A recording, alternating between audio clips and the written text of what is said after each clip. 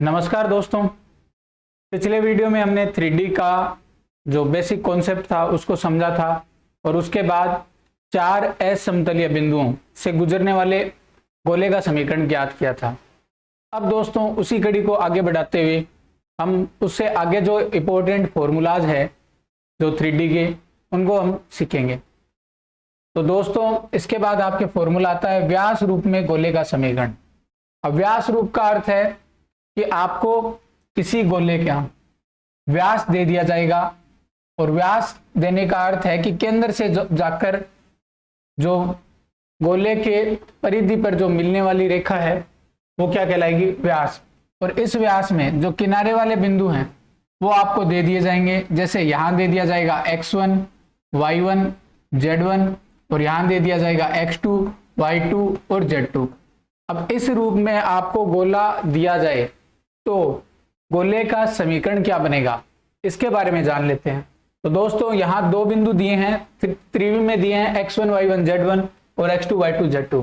तो इसका व्यास रूप में गोले का समीकरण बनेगा x माइनस x1 गुणा x minus x2 plus y minus y1 गुणा y minus y2 plus z minus z1 plus z minus z2 बराबर 0। तो ये फॉर्मूला आपके बनेगा। और इससे रिलेटेड काफी बार एग्जाम में क्वेश्चन पूछे जाते हैं कि आपको व्यास रूप में गोले का समीकरण पूछ लेता है कब, जब आपको एक किनारे वाला बिंदु दे देता है और एक केंद्र बिंदु दे देता है। अगर आपको केंद्र बिंदु दे दिया और फिर भी आपको व्यास रूप में गोले का समीकरण पूछे तब भी आप निकाल सकते हो। कैसे निकाल सकते हो कि जो केंद्र बिंदु होगा वो इन दोनों का मध्य बिंदु होगा, यानी कि a बराबर आएगा x1 प्लस x2 बट्टा 2, ऐसे ही b बराबर आएगा y1 प्लस y2 बट्टा 2 और ऐसे ही c बराबर आएगा z1 प्लस z2 बट्टा 2। और आपको केंद्र वाले निर्देशांक दे दे यानी a b c दे दे और एक किनारे वाला बिंदु दे दे x1 y1 z1 दे दे, तो आप इससे दूसरा बिंदु भी निकाल सकते हो किनारे वाला और फिर उन दोनों के मान आप इस सूत्र में रखकर गोले का समीकरण प्राप्त कर सकते हो। ठीक है, तो ये सूत्र भी आपको ध्यान में होना चाहिए। अब इसके बाद अगले सूत्र की बात करते हैं। तो अगला सूत्र है गोले का समतलीय प्रतिच्छेद एक वर्त होता है। अब इस बात का अर्थ क्या है? इस बात का अर्थ यह है दोस्तों कि आपको अगर कोई गोला दिया जाए और उसको अगर एक समतल काटता है, एक समतल काटता है, तो समतल जब गोले को काटेगा, एक गोला है उसको अगर समतल काटेगा तो जो आपको आकृति दिखाई देगी वो आकृति वर्त की दिखाई देगी। किसकी आकृति दिखाई देगी? वर्त की। एक गोले को जब एक समतल काटता है तो समतल द्वारा काटे जाने पर जो आपको अंदर की जो इकाई आकृति दिखाई देगी वो किसकी दिखाई देगी? वर्त की। और उस वर्त की जो त्रिज्या है वो एक विशेष सूत्र से निकाली जाती है और उस वर्त का समीकरण भी निकाला जा सकता है। तो आपको अगर एग्जाम में पूछे कि वर्त, आपको गोला दे दिया जाए, समतल दे दिया जाए और वर्त का समीकरण पूछे और वर्त की त्रिज्या पूछे या फिर वर्त का केंद्र पूछे तो आप तीनों चीजें निकाल सकते हो। कैसे निकाल सकते हो? यहां देखो, गोले का समतलीय प्रतिच्छेद एक वर्त होता है जिसकी त्रिज्या, अब देखो यहां अगर वर्त बनेगा तो ये वर्त जो बनेगा ये इस समतल में भी स्थित होगा और साथ ही इस गोले के अंदर होगा। अब यहां जो केंद्र होगा इस वर्त का वो ये गोले के अंदर होगा और ये समतल के अंदर भी स्थित होगा। इसका अर्थ है कि वो जो केंद्र होगा वो दोनों समीकरणों को संतुष्ट करेगा, गोले की समीकरण को भी संतुष्ट करेगा और समतल की समीकरण को भी संतुष्ट करेगा। तो आपको अगर एग्जाम की दृष्टि से जल्दी सोल्व करना है तो आपको अगर कोई वर्त का केंद्र पूछे तो वर्त का केंद्र वह होगा जो समतल की समीकरण को भी संतुष्ट करे प्लस गोले की समीकरण को भी संतुष्ट करे। अब बात करते हैं त्रिज्या की। तो दोस्तों इस वर्त की जो त्रिज्या निकालेंगे, ये त्रिज्या, इसको निकालने के लिए हमें क्या करना होगा कि यहां हमें इस गोले की जो त्रिज्या है, यहां मान लो ये गोला है तो इस गोले की जो त्रिज्या है r, गोले की जो त्रिज्या है r, मान लो यहां से इसका केंद्र मान लो यहां है तो गोले की त्रिज्या जो r है उसमें मान लो ये समतल द्वारा लंब डाला गया है। तो ये एक बार मैं दोबारा बना देता हूं ये चित्र। थोड़े स्पेस की कमी है, यहां बनाता हूं तब आपको बढ़िया लगेगा। ये गोला है और इसमें मान लो यहां समतल है,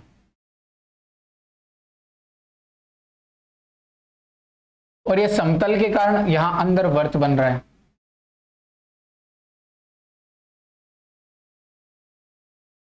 इस टाइप का।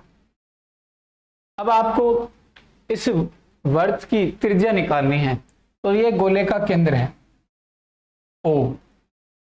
अब इसको निकालने के लिए आपको O से इस समतल पर लंब डालना होगा, और जो लंब पाद आएगा, लंब पाद, वह आपका क्या होगा, वर्त का केंद्र होगा, जिसे हम P दे देते हैं। अब ये P केंद्र हो गया वर्त का। अब ये O से हम यहां इसकी दूरी न मापेंगे तो ये आएगी गोले की त्रिज्या R के बराबर, और ये लंब पाद की लंबाई मान लो P है। तो अब हमें वर्त की त्रिज्या निकालनी, तो देखो वर्त की त्रिज्या निकालने के लिए इसको हम यहां मिलाएंगे, तो ये देखो यहां कोण कितना बनेगा, 90 डिग्री का बनेगा। कितने का बनेगा, 90 डिग्री का। लंब पाद और जो वर्त की त्रिज्या है, इन दोनों के मध्य कितना कोण बनेगा, 90 डिग्री का। 90 डिग्री का कोण बनेगा।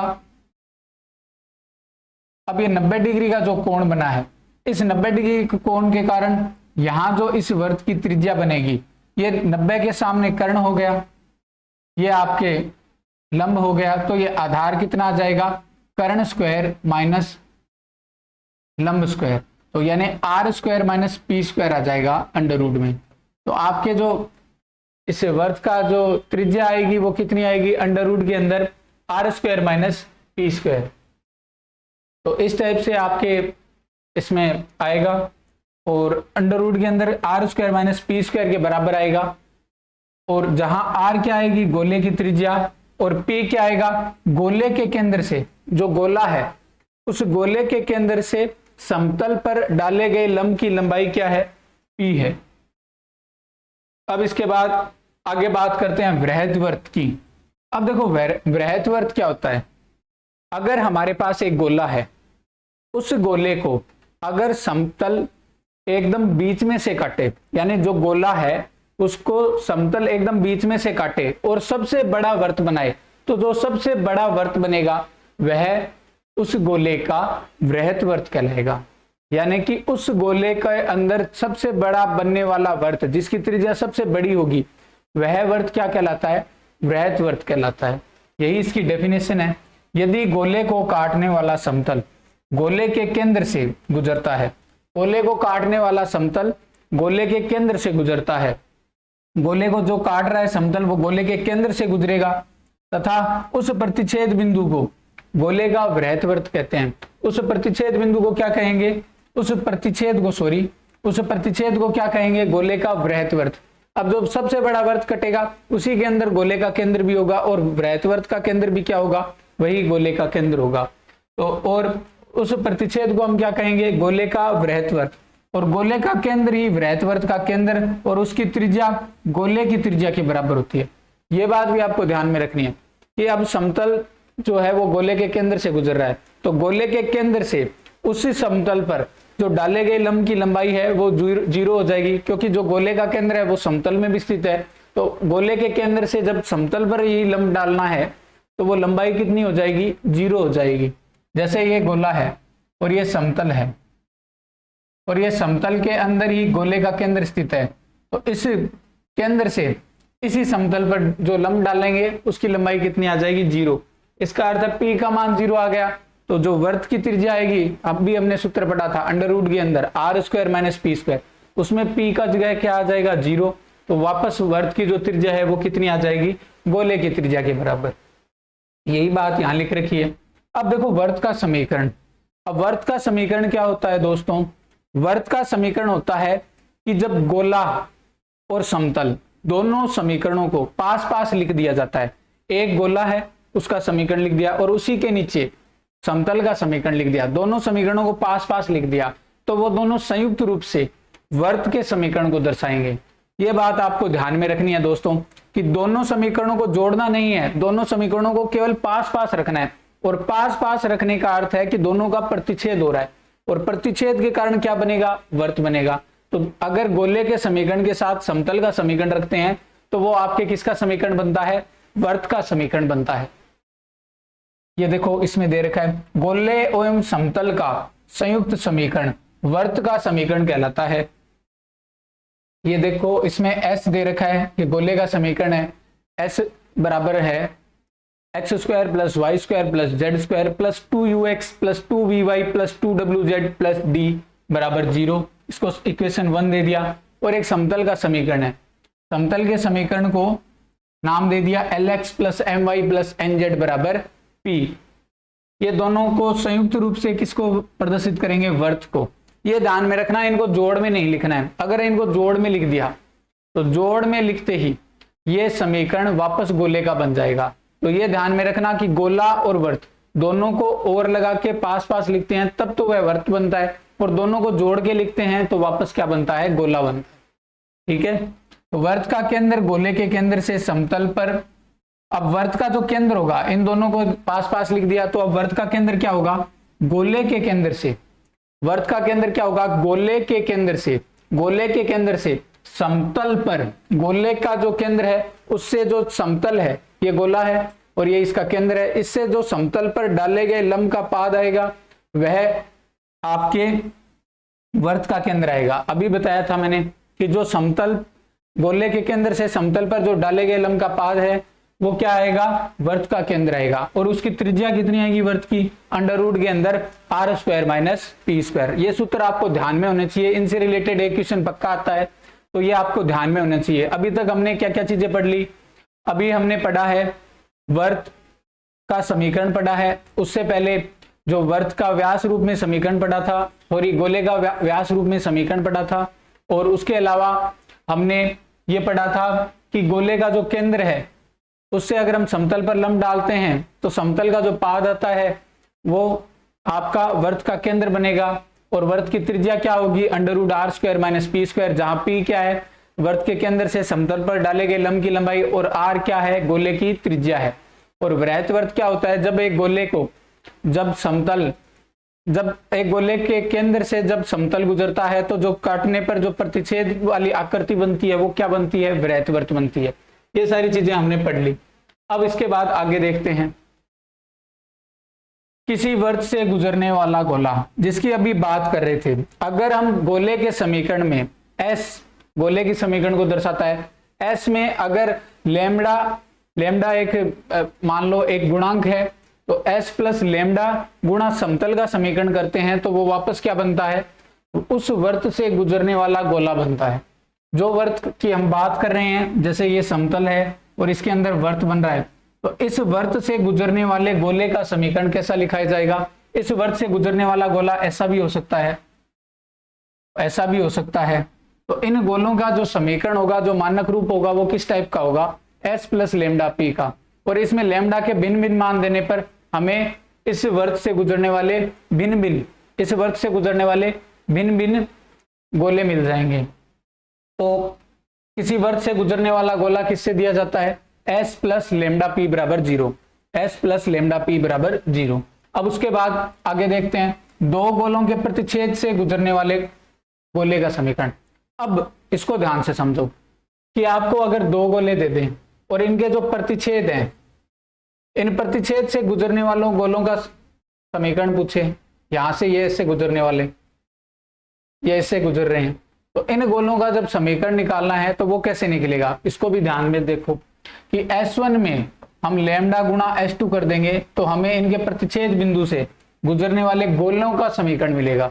ये ध्यान में रखना कि S1 में अगर हम लेमडा गुणा S2 कर देते हैं तो हमें क्या मिलेगा, दो गोलों के प्रतिच्छेद बिंदु से, दोनों गोलों का जो प्रतिच्छेद बिंदु आएंगे उनसे गुजरने वाले गोलों का समीकरण कैसे मिलेगा, S1 plus lambda S2। Same वैसी ही बात है, जैसे गोले और समतल के प्रतिच्छेद से एक गोला बनता है, वैसे ही गोले और गोले के प्रतिच्छेद से वापस गोला बनता है। और इसमें एक बात आपको ध्यान में रखनी है कि लेमडा का मान -1 नहीं होगा। -1 क्यों नहीं होगा दोस्तों, इसका मैं रीजन बताता हूं कि -1 नहीं होगा। इसका रीजन ये है कि अगर हम दो गोलों के समीकरण में अगर लेमडा का मान -1 रख देते हैं तो S1 माइनस S2 बराबर 0 बनेगा, और इससे जो दो गोलों के समीकरण है, तो दोनों गोलों के समीकरण इस टाइप के होंगे, और इनमें से अगर इसी समीकरण में से हम दूसरे गोले का समीकरण घटाएंगे तो एक्स स्क्वायर उसमें भी आएगा, इसमें भी आ रहा है, तो एक्स स्क्वायर से एक्स स्क्वायर कटेगा, वाई स्क्वायर से वाई स्क्वायर कटेगा, जेड स्क्वायर से जेड स्क्वायर कट जाएगा, और आपको मिलेगा एक्स वाई जेड डी में, इनमें एक इक्वेशन मिलेगी। और वह इक्वेशन किसको दर्शाएगी? वह इक्वेशन दर्शाएगी आपके एक समतल को। तो दो गोलों का अगर आपको दो गोलों के लिए प्रतिच्छेद बिंदुओं से गुजरने वाला समतल पूछे, तो इस प्रतिच्छेद बिंदुओं से गुजरने वाला, यहां से गुजर रहा है, सॉरी यहां से इस टाइप से, तो गुजरने वाला समतल पूछे तो उसके लिए क्या करना होगा? पहले गोले के समीकरण में दूसरे गोले का समीकरण घटा दोगे, और घटाने के लिए एक चीज का ध्यान रखोगे कि दोनों में X square Y square Z square के गुणांक सेम होने चाहिए। अगर सेम नहीं है तो बराबर में गुणा करके सेम बनाओगे, सेम बनाने के बाद दोनों गोलों के समीकरण को आपस में घटाओगे। ठीक है, अब इसके बाद आगे देखते हैं गोले और रेखा का प्रतिच्छेदन। अब देखो एक गोला है, उससे जब रेखा जाती है तो उसका प्रतिच्छेदन कितने बिंदुओं पर होगा, ये आप ध्यान से देखना कि अगर एक गोला जा रहा है, गोला है, उससे एक रेखा जा रही है, तो वो रेखा इन गोलों को कितने बिंदुओं पर प्रतिच्छेद करेगी? दो बिंदुओं पर प्रतिच्छेद करेगी। तो आपको दो प्रतिच्छेद बिंदु मिलेंगे। कैसे मिलेंगे इसको देखते हैं। ये आपको गोले का समीकरण है X square plus Y square plus Z square plus 2ux plus 2vy plus 2wz plus d बराबर 0। अब इस गोले के साथ हमने रेखा का समीकरण लिख दिया x minus alpha upon n, x minus beta upon m, z minus gamma upon n बराबर r। यहाँ r हमने कुछ माना है, या आप इसको r ही लिख सकते हो ताकि आपको प्रतिच्छेद बिंदु मिले, तो r लिख देना। अल्फा बीटा गामा क्या है? ये अल्फा बीटा गामा से गुजरने वाली रेखा का समीकरण है, अल्फा बीटा गामा से गुजरने वाली रेखा का समीकरण। और lmn क्या है? lmn है इसकी दिक्कोजयी, इसकी क्या है? दिक्कोजयी। lmn क्या है? दिक्कोजयी। तो ये समीकरण को अगर हम पहले को चौथे के बराबर करेंगे तो x का मान आएगा, इन दोनों को बराबर करते हैं, x minus alpha upon l बराबर r। तो इससे x का मान आ जाएगा LR प्लस एल्फा, क्या आ गया? LR plus alpha. फिर आएगा MR प्लस बीटा, फिर आएगा NR प्लस गामा, ये मान आएंगे, और इन मानों को वापस समीकरण में रखेंगे